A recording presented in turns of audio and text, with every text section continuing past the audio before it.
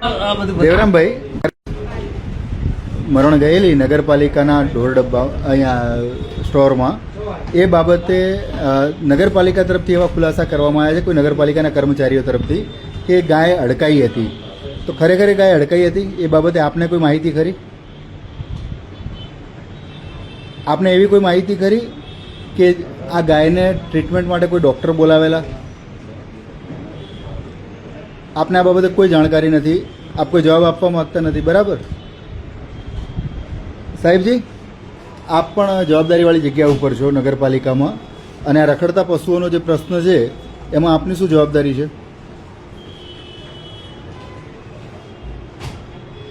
જે ગાયને 2 દિવસ પહેલાં પકડી અને નગરપાલિકાના સ્ટોરમાં હાથીખાનામાં જે બાંધી રાખવામાં આવેલી ટ્રેક્ટરમાં, એ ગાય અડકાઈ હતી એવું આપની પાસે કોઈ ઓથેન્ટિક રિપોર્ટ કે કોઈ આવેલું છે? આપને ત્યાં જે મીડિયામાં અહેવાલો આવ્યા કે નગરપાલિકાના કર્મચારીઓ એવું કહે છે ગાય અડકાઈ હતી, તો એ બાબતે કોઈ આધાર છે આપની પાસે?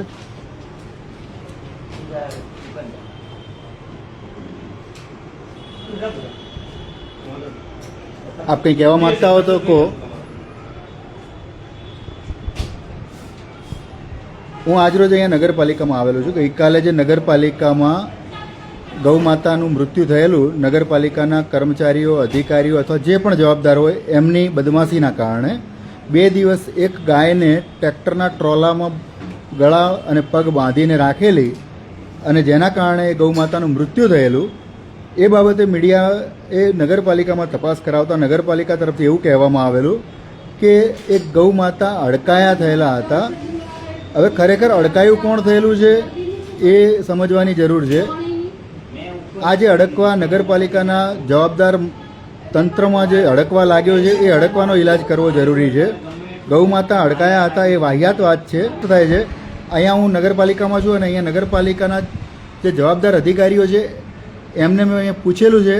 હું ફરીથી પૂછી લઉં, દેવરામભાઈ, આપ આ બાબતે કંઈ કહેવા માગો છો? ગાય અડકાઈ હતી એ બાબતે આપે કોઈ તપાસ કરાવેલી છે અથવા નગરપાલિકામાં કોઈએ તપાસ કરાવી આપની જાણમાં છે? સાહેબ, આપના કોઈ ધ્યાનમાં છે? મિત્રો, જોઈ શકો છો આપ કે શ્રાવણ મહિનામાં હિન્દુત્વની વાતો કરતા સત્તાધીશો દ્વારા ગૌ માતાનું કઈ રીતે મૃત્યુ પહોંચાડવામાં આવેલ છે. આપણી સમક્ષ આવી પહોંચ્યા છે, પૂછીએ. મક્ષીભાઈ, તમે કંઈ જાણો છો આ વિશે?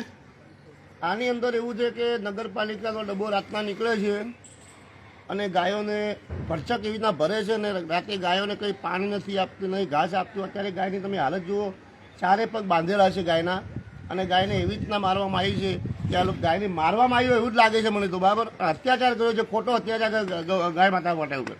નગરપાલિકા ઉપર ખરેખર આના ઉપર આપણે બધા એક્શન લેવી જોઈએ, અને હરેક ગૌ ભક્તોને કહું છું કે અત્યારે બધા ગૌ ભક્તો ભેગા થઈ જાઓ અને અહીંયા હાથીખાનામાં આવી અને અહીંયા બેસી જાઓ. હા, ગાય ક્યારે લાવી હતી? આ ગાય અંદર ઢોરવાનમાં પડી છે. ગાય તો કોણ લાવી?